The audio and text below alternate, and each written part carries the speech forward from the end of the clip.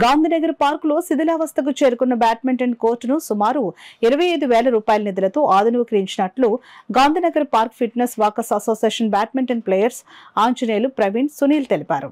కాకినాడ గాంధీనగర్ పార్కులో గల బ్యాడ్మింటన్ కోర్టులను park fitness workers association badminton players కలిసి శ్రమదానం చేసి కోర్టును పునరుద్ధరించారు.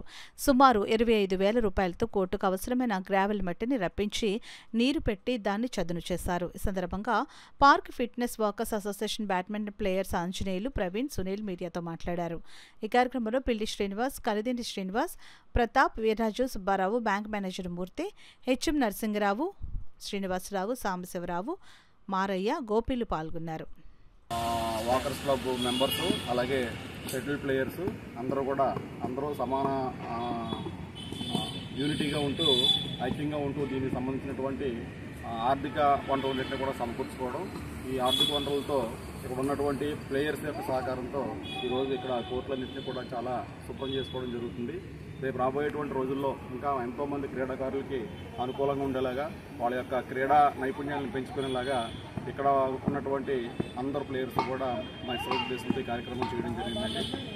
దీనికి అందరికీ కూడా హృదయపూర్వక కృతజ్ఞతలు తెలియజేసుకుంటున్నాం.